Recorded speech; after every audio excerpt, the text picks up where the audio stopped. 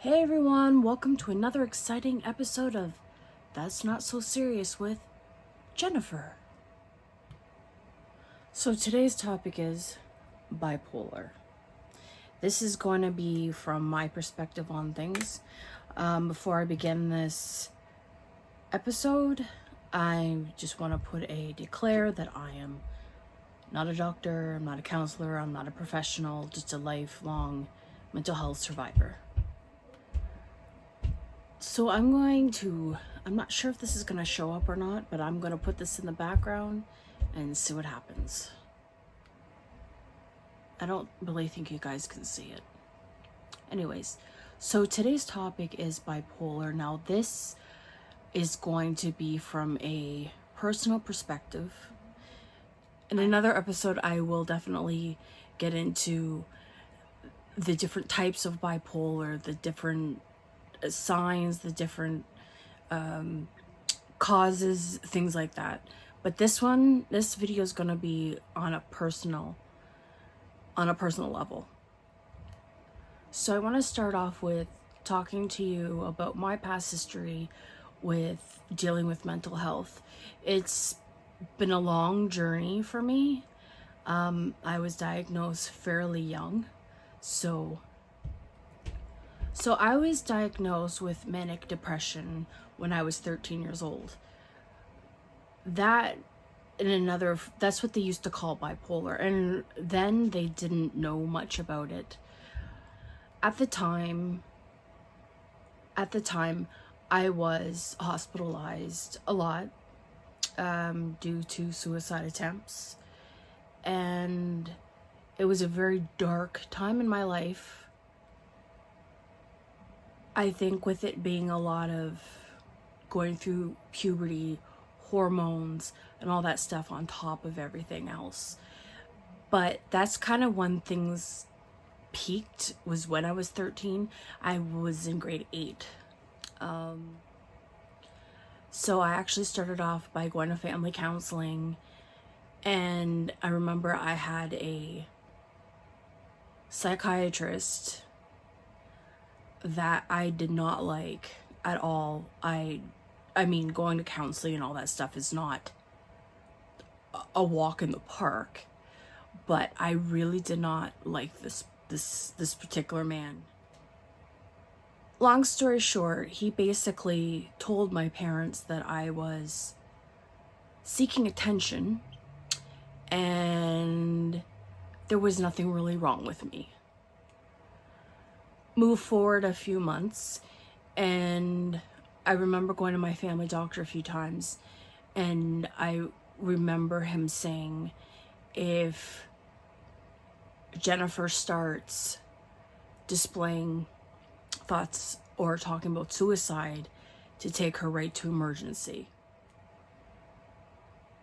So that was kind of the beginning of everything for me, as much as going to the hospital, having to stay there and everything.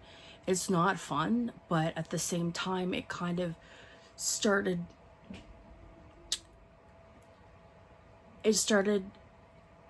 putting piece by piece together what was going on with me. Now you have to remember, this was back in 1990.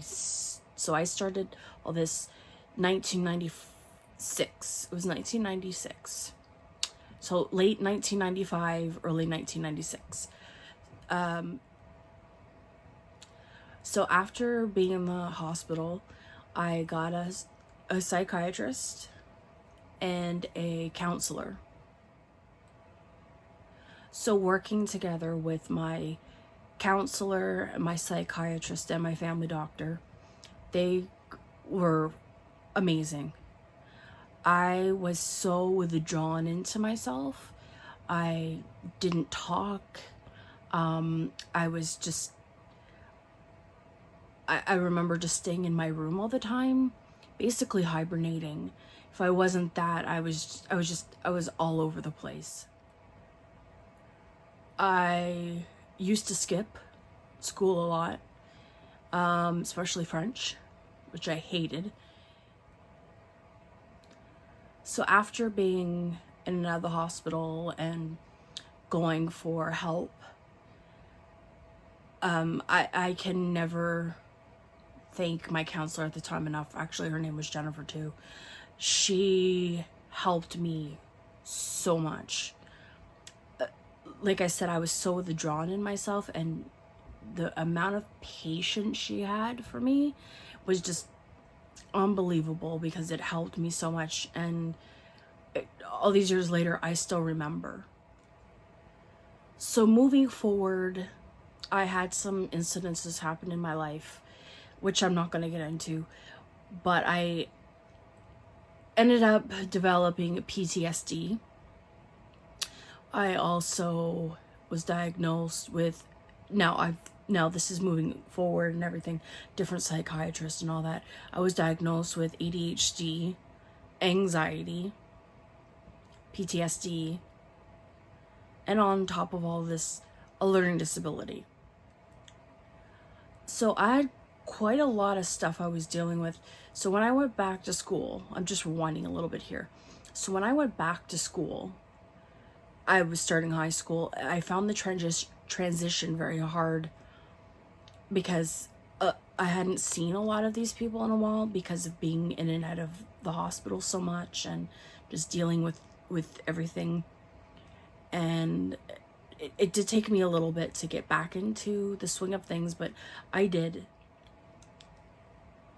I finally got my footing, and as hard as things were, I did have the habits of skipping all the time.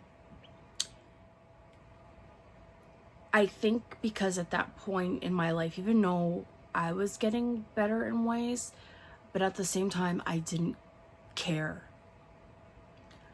I didn't care about anything. Again, I was a teenager. I was 14, 15 years old at this point.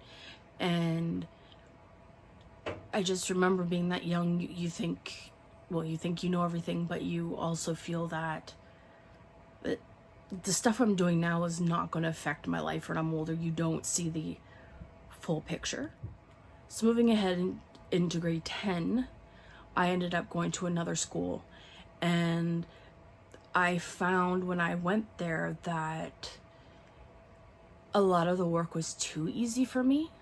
Now, keep in mind, I do have a learning disability. In math, especially math, reading and writing. But I got better with reading and writing, especially reading.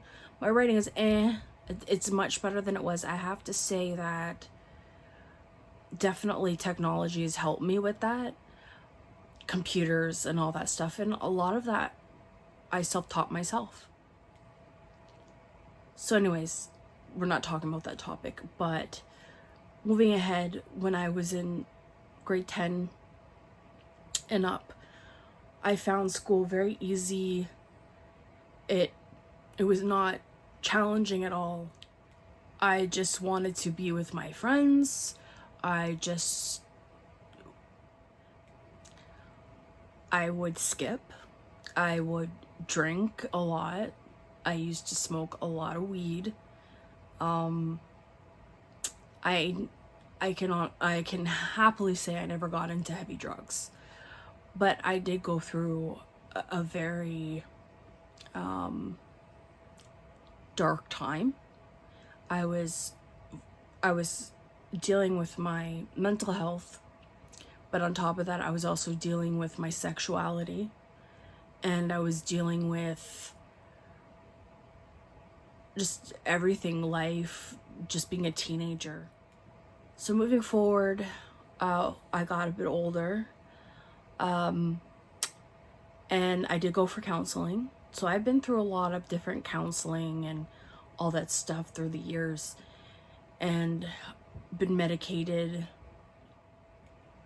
When I was in my 20s, I remember looking back now how bad my anxiety was. I remember, like, if my friends would go out and I wasn't invited, I would wonder why, did I do something? Did I say something? Did they not like me anymore? These were just constant things that would run through my mind. And you know what? The next day, whatever, things were fine. It was in my head. So as I started getting older, things to me that seemed normal weren't really normal, but I didn't realize that because it's kind of how I saw the world. I don't know if this makes any sense to anybody. So moving forward, I ended up finding a new psychiatrist when I was older, and I heard the words bipolar. Now, I didn't at the time know that bipolar and manic depression were the same thing. So a lot of it was new to me.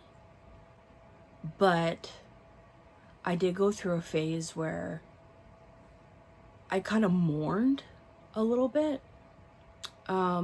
I had to come to realization. I had to accept my diagnosis, and learning more about bipolar disorder, it explained so much in so much of my behavior, the way of my thinking, the way of the things I would do, the way I would react to things, why I would, for a while, be really, really, really depressed and then just feel on top of the world another time. And it's just answered so many questions. So now this is my life. I deal with this every day. The other day, I was having a very bad panic attack. And stress can affect the body in different ways. And I am trying to learn how to manage stress and anxiety, my anxiety and all that stuff, which does come hand in hand with bipolar. I actually ended up, I don't know if you can still see it a little bit, but I actually broke out on my face yesterday. It looked like I had hives. So that's the way stress that time around affected me. So my face was blotchy, my cheeks, because I was actually on FaceTime with my mom. She said to me, "What's wrong with your face?" And I'm like, "Nothing." I did notice earlier in the day a little bit, like I had like a little like bump, whatever. I'm just figuring, oh, I'm breaking out, whatever. But when I was in the car, I actually pulled down the visor and I looked in the mirror and I'm like, oh my God. So I'm actually gonna show some pictures as I'm talking here. So it's hard to kind of see in these photos, but I was blotchy as hell. So it was all over. It was my cheeks. It was on my forehead. It was here. So dealing with this, you know, it's a roller coaster, and I'm actually going to post some links to some good resources in the description below. If you don't know much about bipolar, maybe you were just diagnosed, maybe you know somebody, maybe you just have questions about it or anything like that, I will definitely post information below. So living with this from day to day is challenging, but you have to remember it's the person who has it, to them is the norm. Some people are diagnosed when they are older. Some people are diagnosed in their 20s, which is actually a lot of times that's when people are, because that's when they first start showing symptoms. Some people are diagnosed when they're teenagers. Kids can actually be diagnosed. Now, it's harder to diagnose children because bipolar shows up differently in them a little bit. But I can say for myself, looking back on just the signs and everything, I definitely had it when I was a child. But at the time, they didn't know much about it. And it's mental health. It's tricky. It's one of those things, if you can't see it, no, since I brought that up, another thing that I find, it's not that I go and say, hi, my name is Jem and I'm bipolar and blah, blah, blah, blah. But if it happens to come up, I'm not ashamed. It's part of who I am.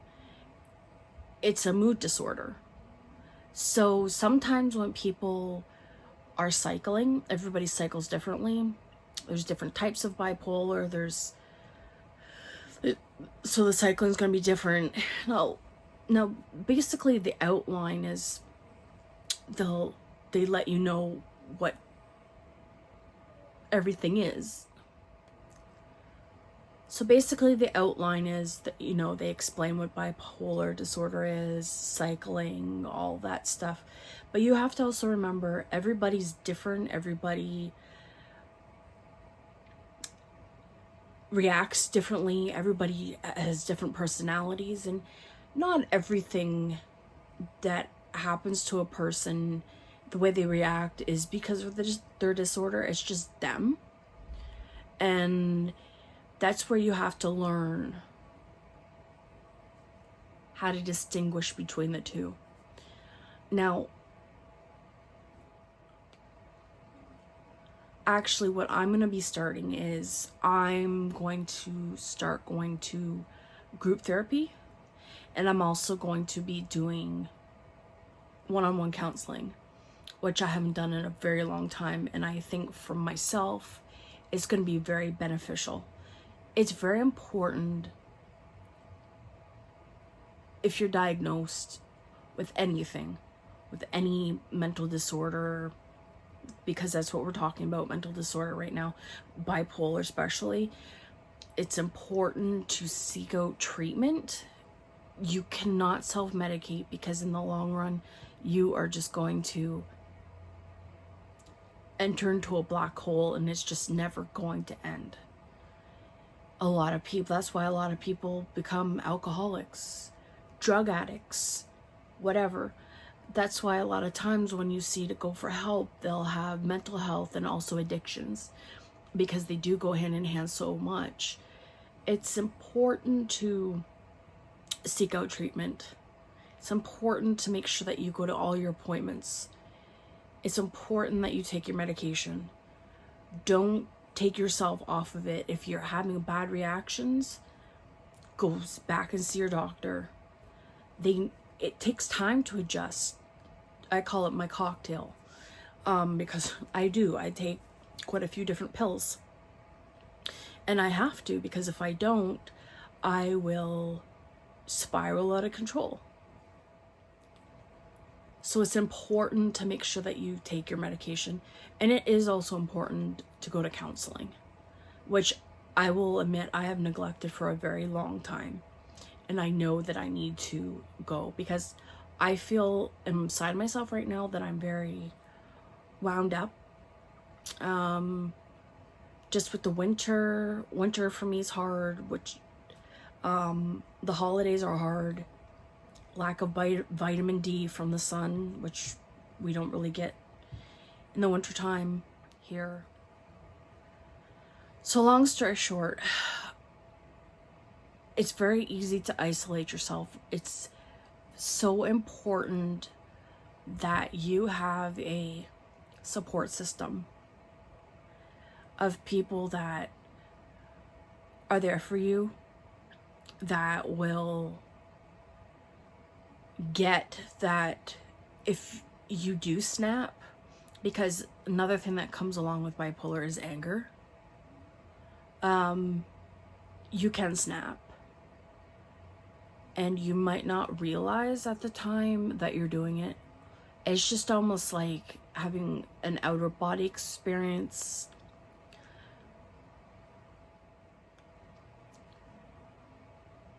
So I suggest, even if you're watching this because you're trying to find out more information about bipolar, it's good for you, even if you don't have it, it's good for you to find out about it so you can help your loved one, your friend, whatever, to help them, and to also help yourself understand it more, because it is quite a quite complex thing, and it's one thing to see it on paper, it's another thing to actually live it. And if you have bipolar disorder, it's okay to go through that phase where you need to mourn. It's normal, because you it's just like being diagnosed with anything. And I can say that it's not just one doctor that I've been told that I have this by, just one doctor. It's been by a few. So, I mean, that's pretty credible. If you feel that you've been diagnosed with something that you don't agree with, get a second opinion. There's nothing wrong with that. But if you're on medication, anything like that, please don't stop. And please, if you need to talk to anybody, reach out. They'll usually have crisis numbers and what in your area. I can't list them all because we'll be here all day, but look it up. You don't need to necessarily call 911. You just might be having a crisis and you just need to talk to somebody and just let it out. Because sometimes talking to somebody that you might not necessarily know can really help. And also, if you are feeling suicidal, get yourself to a hospital. If you feel that you are going to hurt yourself at all, tell somebody. You need help. Now, everybody goes through feelings of, what if I wasn't here? What if? But it's different when you actually feel that you want to just end things. Just get help. Get yourself to the hospital. There's nothing wrong with asking for help, because that in itself is a huge accomplishment. Also, another thing I wanted to bring up is, when you've had a episode, it's exhausting. You've been running on adrenaline for a while. You can have mixed episodes, whatever, but when you come down from that, it is physically and mentally exhausting. For me, I was going through some stuff and I just came crashing down the other day when I was explaining to you guys about the rash that I had on my face, but I just came crashing down hard. And now that I've had some sleep, because I hadn't been sleeping, I was sleeping like 3 hours a night, which is not healthy. Sleep's important, diet's important, exercise is important, getting out and being out there in the world is important. And I know how hard that can be and how much of an effort that can be. It could be going to work, it can be going to a friend's house, it could be anything. And I know a lot of times, especially when you're depressed, you don't want to go out. You'd rather just stay home. And sometimes taking some time out for yourself is a good thing, because you need to rest. But sometimes it's good to push yourself to actually go, because sometimes just having interaction with other people can help a lot. There's so many things I could touch on, and I wish I could talk about everything right now. I'm thinking about maybe doing a video blog on my struggles with mental illness. I'm not sure yet. I'm gonna see how I feel about it. I try to be consistent on my channel, because one thing that can happen to people, you can have depression or whatnot, is lose interest in things that you enjoy doing. And one thing I really enjoy doing, and I'm happy I started this channel, because it gives me an outlet to let things out. I find talking about things is very therapeutic, and if I can help other people, that's even better. So for me, I enjoy doing this channel. I enjoy bringing out content every week. I enjoy doing different random things. I've even got myself some pen pals. I know some people might think that's kind of nerdy, but you know what? I used to enjoy doing it, and I enjoy it now. And meeting like-minded people can really help too. Like I said before, it's important to have support. It's good to have people that you can talk to, yes, but it's also good to have people that you can talk to that understand what it's like to live with it and deal with it every day. So I hope this video has helped at least somebody. If anybody has questions, feel free to hit me up on my social media stuff. It's all below, and I will definitely get back to you.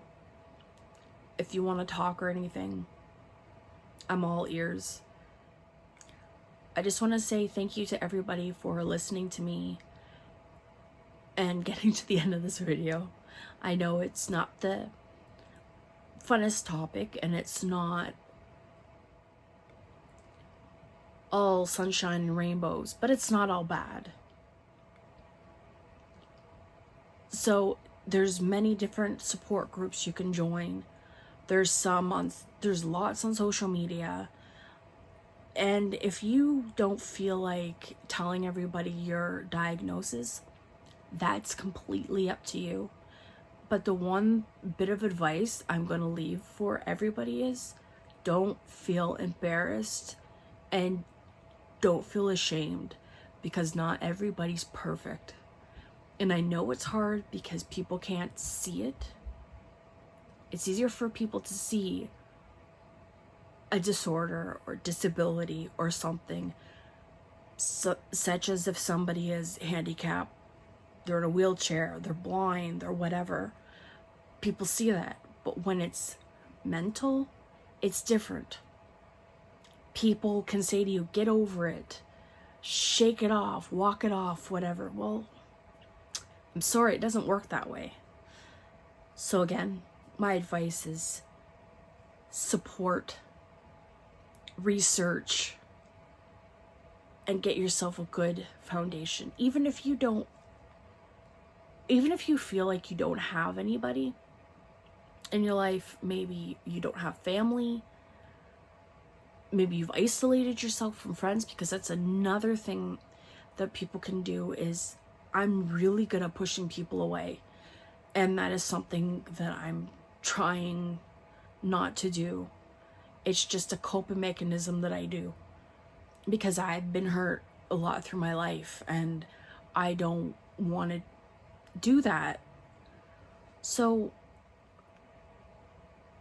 with that being said, surround yourself with positive people.